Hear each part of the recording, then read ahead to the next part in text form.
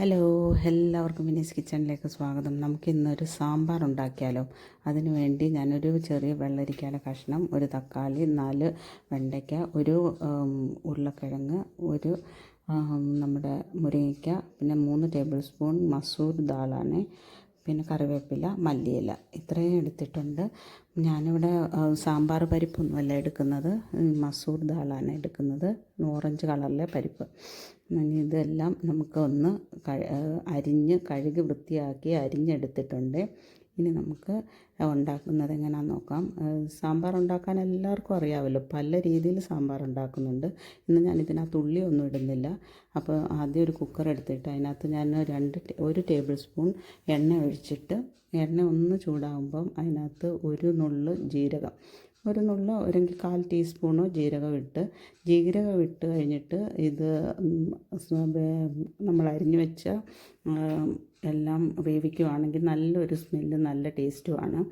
അപ്പം ഞാൻ ജീരകം ഒന്ന് ചെറുതായിട്ടൊന്ന് ചൂടായി കഴിയുമ്പോഴത്തേക്കും നമ്മൾ കഴുകി വെച്ച പരിപ്പിട്ട് കഴിഞ്ഞിട്ട് പിന്നെ നമ്മൾ അരിഞ്ഞു വെച്ച ഇത് വെണ്ടയ്ക്കായല്ല, അരിഞ്ഞു വെച്ചത് ഉരുളക്കിഴങ്ങും വെള്ളരിക്കായും അരിഞ്ഞതും, പിന്നെ അതിൻ്റെ കൂടെ ഒരു പച്ചമുളകും ഇടുന്നുണ്ട്. കൂടുതൽ ഇടുന്നില്ല, എരിവ് ഇഷ്ടമുള്ളവർക്ക് ഒരു 2 പച്ചമുളക് ഇടാം.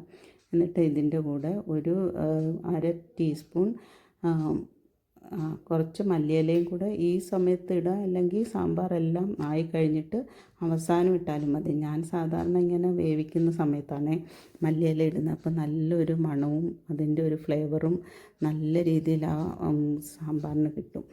എന്നിട്ട് ഒരു 1/2 ടീസ്പൂൺ മഞ്ഞൾപ്പൊടിയും പിന്നെ ഒരു 1/4 ടീസ്പൂൺ കായപ്പൊടിയും കൂടി ഇട്ടിട്ട് ഒന്ന് നന്നായിട്ടൊന്ന് നന്നായിട്ട് ഇളക്കിയിട്ട് ഇത് നമ്മുടെ ഈ പരിപ്പും ഈ അരിഞ്ഞ ഉരുളക്കിഴങ്ങും പിന്നെ വെള്ളരിക്കയൊക്കെ മുങ്ങിക്കിടക്കുന്ന അത്രയും വെള്ളം ഒഴിച്ചിട്ട് അടച്ച് വെച്ച്, അത്രയും മുങ്ങിക്കിടക്കുന്ന അത്രയും വെള്ളം ഒഴിച്ചാൽ മതി. അത്രയും വെള്ളം ഒഴിച്ചിട്ട് അടച്ച് വെച്ച് ഒരു 3 വിസിൽ അല്ലെങ്കിൽ 4 വിസിൽ മീഡിയം ഫ്ലെയിമിൽ. അപ്പോൾ 3 വിസിലടിച്ചാലും പെട്ടെന്ന് വേവും, പരിപ്പൊക്കെ നന്നായിട്ട് വേവും, മസൂർ ദാളൊക്കെ പെട്ടെന്ന് വേവുന്നതാണ്. അപ്പം ഉപ്പ് ഒരു 1/4 ടീസ്പൂൺ ഉപ്പ്, 1/4 ടീസ്പൂൺ ഉപ്പും കൂടി ഇട്ടിട്ട് അടച്ച് വെച്ച് ഒരു 3 വിസിൽ, ഞാൻ 3 വിസിലാണ് എടുക്കാറുള്ളത്, മീഡിയം ഫ്ലെയിമിലാണ്. എന്നിട്ട് നമുക്ക് ഈ സമയത്ത് ഞാൻ എടുത്ത് വെച്ച മുരിങ്ങയ്ക്ക ഉണ്ടല്ലോ, വേണമെങ്കിൽ മുരിങ്ങയ്ക്ക ഇതിനകത്തിട്ട് നമുക്ക് കുക്കറിനകത്തിട്ട് തന്നെ വേവിക്കാം. പക്ഷേ ഞാനത് സെപ്പറേറ്റാണ് വേവിക്കുന്നത്.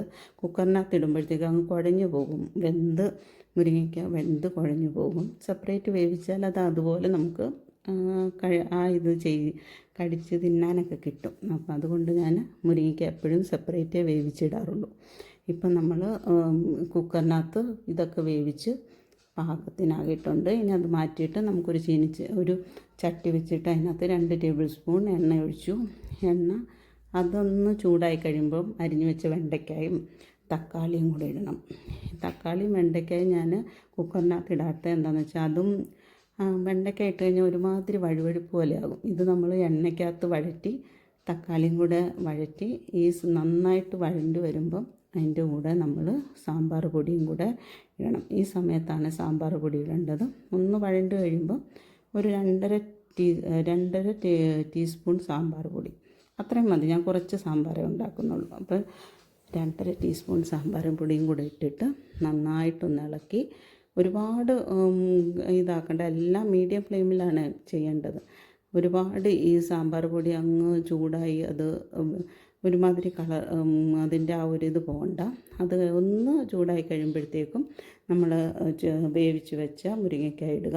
മുരിങ്ങയ്ക്കായും കൂടെ ഒന്ന് അതിൻ്റെ കൂടെ മിക്സ് ചെയ്തിട്ട് നമ്മൾ കുക്കറിനകത്ത് വേവിച്ച് വെച്ച പരിപ്പും ബാക്കി സാധനങ്ങളില്ലേ അതെല്ലാം കൂടെ ഈ സമയത്ത് ഇതിനകത്തോട്ട് മിക്സ് ചെയ്യുക. വളരെ സിമ്പിളാണ്. ഞാനെടുത്ത വീഡിയോ ഇച്ചിരി വലിപ്പമായെന്നേ ഉള്ളൂ, പക്ഷേ സിമ്പിളാണ് സാമ്പാർ ഉണ്ടാക്കുന്നത്. പല രീതിയിൽ സാമ്പാർ ഉണ്ടാക്കാം. എന്നിട്ട് ഇത് മിക്സ് ചെയ്ത് ഇനി ഇതൊന്ന് തിളയ്ക്കാൻ അനുവദിക്കണം. ഇപ്പം ഈ സമയത്ത് നമുക്ക് ഉപ്പുണ്ടോ എന്നൊന്ന് നോക്കണം. ഉപ്പ് പാകമാണെങ്കിൽ ഉപ്പിടണ്ട. ഞാൻ നോക്കിയപ്പോൾ ഒരിച്ചിരി ഉപ്പ് കുറവാണ്.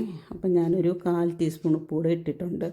എന്നിട്ടിത് നന്നായിട്ട് തിളച്ച് റെഡിയാക്കി മാറ്റി വെച്ചിട്ടുണ്ട്. ഇനി ഇതിൻ്റെ മുകളിൽ നമുക്ക് ഇച്ചിരി കടുക് വറക്കണം.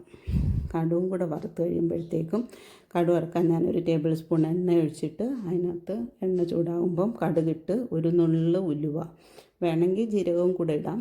ഞാനിവിടെ ഉലുവയാണ് ഇട്ടത്.